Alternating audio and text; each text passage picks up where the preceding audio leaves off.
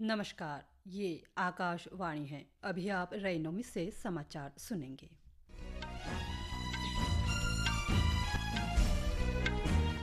पहले मुख्य समाचार। लोकसभा चुनाव के 7वें और अंतिम चरण के लिए मतदान जारी। दोपहर 1 बजे तक 40% से अधिक मतदान दर्ज किया गया। ओडिशा विधानसभा की 42 सीटों पर भी वोट डाले जा रहे हैं। अरुणाचल प्रदेश और सिक्किम में विधानसभा चुनावों की मतगणना कल।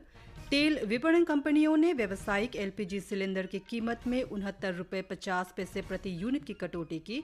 विमान ईंधन की कीमत भी 6.5% घटी।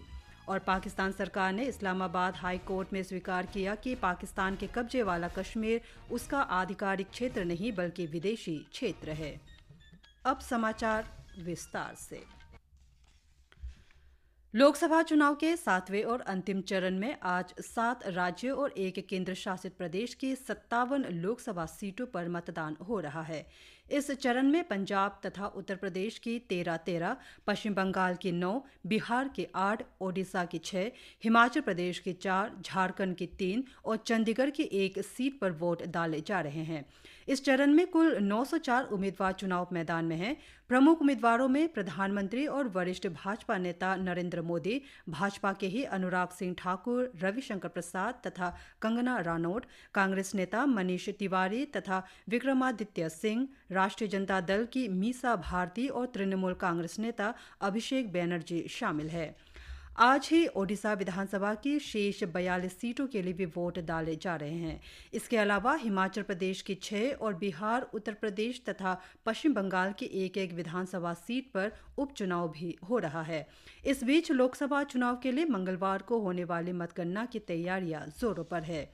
लोकसभा चुनाव के इस चरण में दोपहर 1 बजे तक 40% से अधिक मतदान रिकॉर्ड किया गया है। हिमाचल प्रदेश में लगभग 49%, झारखंड में लगभग 47%, पश्चिम बंगाल में 45% से अधिक और चंडीगढ़ में 40% से अधिक मतदान दर्ज किया गया है। उत्तर प्रदेश में 39% से अधिक, पंजाब तथा ओडिशा में लगभग 38% और बिहार में लगभग 36% मतदान की खबर है। ओडिशा विधानसभा चुनाव के चौथे और अंतिम चरण में लगभग 38% मतदान दर्ज किया गया है।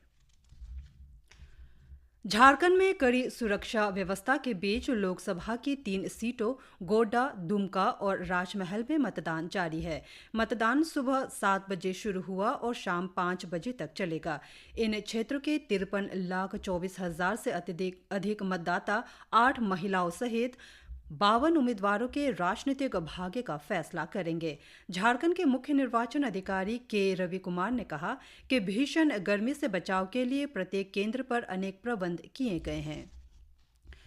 पंजाब में निर्वाचन आयोग के निर्देशों के उल्लंघन के लिए फिरोजपुर निर्वाचन क्षेत्र से बहुजन समाज पार्टी उम्मीदवार सुरेंद्र सिंह कंबोज के खिलाफ एफआईआर दर्ज की गई है।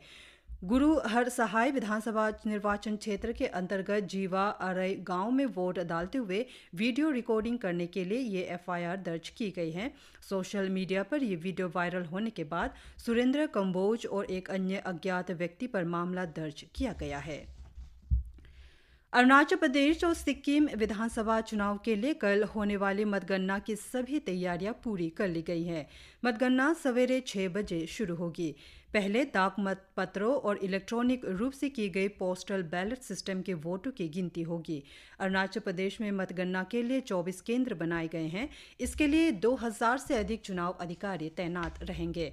अरुणाचल प्रदेश की 60 सदस्यों की विधानसभा में भारतीय जनता पार्टी 10 सीटें निर्विरोध जीत चुकी है। सिक्किम में विधानसभा की 32 सीटों के लिए चुनाव हुआ है। इन विधानसभाओं का कार्यकाल कल यानी 2 जून को समाप्त हो रहा है। पूर्वोत्तर के इन दोनों राज्यों में विधानसभा और लोकसभा चुनाव के लिए 19 अप्रैल को वोट डाले गए हैं। असम में बाढ़ की स्थिति और खराब हो गई, जिसमें 6 लोगों की मौत हो गई और रेमल चक्रवात के बाद लगातार बारिश के कारण प्रमुख नदियों का जलस्तर बढ़ने से 11 जिलों में लगभग 3.5 लाख लोग प्रभावित हुए हैं। राज्य भर में बाढ़ के कारण 25 राजस्व मंडलों की कुल 560 गांव प्रभावित हुए हैं और 4,900 हेक्टेयर से अधिक फसल क्षेत्र को नुकसान पहुंचा है। कछार में 3, हैलाकांडी में 2 और पश्चिम कार्बी अंगलोंग जिलों में 1 व्यक्ति की मौत हुई। असम राज्य आपदा प्रबंधन प्राधिकरण के अनुसार कई जिलों में बाढ़ के पानी से कई सड़कें और अन्य बुनियादी ढांचे क्षतिग्रस्त हो गए हैं। कछार, करीमगंज और नौगांव सबसे अधिक प्रभावित जिले हैं। राज्य सरकार ने बाढ़ प्रभावित जिलों में 138 राहत शिविर और 39 राहत वितरण केंद्र खोले हैं और बचाव और राहत के लिए एनडीआरएफ और एसडीआरएफ की टीमों को भी तैनात किया गया है। कोपिली, बराक, कटाखल और खुशियारा नदियां खतरे के स्तर से ऊपर बह रही है। तेल विपणन कंपनियों ने व्यावसायिक एलपीजी सिलेंडर की कीमतों में ₹69.50 की कटौती की है। इंडियन ऑयल कॉरपोरेशन ने बताया कि दिल्ली में अब प्रति व्यावसायिक सिलेंडर का मूल्य ₹1,676 होगा। ये सिलेंडर अब कोलकाता में ₹72, मुंबई में ₹69.50 और चेन्नई में ₹70.50 सस्ते मिलेंगे। इसके अलावा विमान ईंधन ETF की कीमतों में भी 6.5% की कमी की गई है। सरकार ने कहा है कि बिजली की अत्यधिक मांग के बावजूद ताप बिजली संयंत्रों में कोयले का भंडार 45 मीट्रिक टन से अधिक बना हुआ है। ये पिछले वर्ष की तुलना में 30% अधिक है। कोयला मंत्रालय ने एक वक्तव्य में बताया है कि ये स्टॉक 19 दिनों की आवश्यकता को पूरा करने के लिए पर्याप्त है। मंत्रालय ने बताया है कि मई में ताप बिजली संयंत्रों में औसत दैनिक कमी केवल 10,000 टन प्रतिदिन थी। पिछले वर्ष कोयला उत्पादन में 8% से अधिक की वृद्धि दर्ज की गई। खदान के पीट हेड पर स्टॉक 100 मीट्रिक टन से अधिक है। इससे बिजली क्षेत्र को पर्याप्त कोयला मिलता है। मंत्रालय ने मानसून के दौरान ताप बिजली संयंत्रों में कोयले की पर्याप्त उपलब्धता सुनिश्चित करने की व्यवस्था की है और कहा है कि 1 जुलाई को ताप बिजली संयंत्रों के पास 42 मीट्रिक टन से अधिक कोयला उपलब्ध रहने की उम्मीद है। पाकिस्तान सरकार ने इस्लामाबाद हाई कोर्ट में ये स्वीकार किया है कि पाकिस्तान के कब्जे वाला कश्मीर विदेशी क्षेत्र है।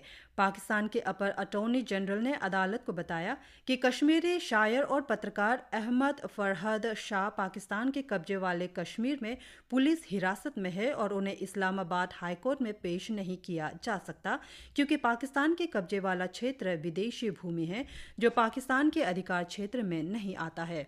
अदालत में शाह की पत्नी की याचिका पर सुनवाई हो रही थी। श्री शाह का पाकिस्तान की खुफिया एजेंसियों ने रावलपिंडी में उनके आवास से अपहरण कर लिया था। श्री शाह पिछले 2 हफ्तों से लापता है और हाल ही में पता चला है कि पुलिस ने पाकिस्तान के कब्जे वाले कश्मीर में उनके खिलाफ 2 मामले दर्ज किए हैं। इस्लामाबाद हाई कोर्ट ने पूछा कि यदि पाकिस्तान के कब्जे वाला कश्मीर विदेशी क्षेत्र है और पाकिस्तान का हिस्सा नहीं है तो पाकिस्तान सेना और पाकिस्तानी रेंजर वहां किस तरह पहुंचे। सुनवाई के दौरान हाई कोर्ट के न्यायाधीश मोहसिन अख्तर कयानी ने लोगों का जबरन अपहरण करने के लिए पाकिस्तानी खुफिया एजेंसियों की आलोचना की है। मौसम विभाग ने अगले 2 दिनों में देश के उत्तर पश्चिमी, मध्य और पूर्वी हिस्सों में जारी भीषण गर्मी से कुछ राहत मिलने का अनुमान व्यक्त किया है। विभाग ने कहा कि हरियाणा, दिल्ली, पंजाब, राजस्थान, उत्तर प्रदेश, ओडिशा, बिहार, मध्य प्रदेश, छत्तीसगढ़, उत्तराखंड, आंध्र प्रदेश और झारखंड में आज गर्मी की स्थिति जारी रहेगी। मौसम विभाग ने कहा कि अगले 2 दिनों में देश के उत्तर पश्चिमी और मध्य भागों में तापमान में 2 से 3 डिग्री सेल्सियस और पूर्वी भागों में 3 से 4 डिग्री सेल्सियस की कमी आ सकती है। मौसम विभाग ने देश के उत्तर पूर्वी भागों तथा पश्चिम बंगाल में अगले 6 दिनों के भीतर मध्यम वर्षा होने का अनुमान व्यक्त किया है। बिहार, झारखंड, ओडिशा और छत्तीसगढ़ में अगले 4 दिनों में ऐसी ही स्थिति बने रहने का अनुमान है। दक्षिण भारत में केरल, लक्षद्वीप, कर्नाटक तथा अंडमान और निकोबार द्वीप समूह में भी अगले 6 दिनों तक ऐसी ही स्थिति बने रहने का अनुमान है। देश के उत्तरी भाग में अगले 5 दिनों में आंधी के साथ बारिश होने की संभावना है। सिंगापुर ओपन बैडमिंटन टूर्नामेंट के महिला डबल सेमीफाइनल में आज त्रिसा जोली और गायत्री गोपीचंद की भारतीय जोड़ी को हार का सामना करना पड़ा है। दुनिया की तीसरे नंबर की भारतीय जोड़ी को जापान मत्स्यु यामा और चिचारू शिदा से 23-21, 21-11 की जोड़ी ने हराया। त्रिसा और गायत्री की जोड़ी ने कल क्वार्टर फाइनल में दुनिया की 6 नंबर की किम सो योंग और कोंग ही योंग की कोरियाई जोड़ी को हराया था। राष्ट्रपति द्रौपदी मुर्मू ने प्रसिद्ध कठपुतली कलाकार और पद्मश्री मगुनी चरण कुंवर के निधन पर शोक व्यक्त किया है। इसी के साथ ये समाचार बुलेटिन समाप्त हुआ। नमस्कार।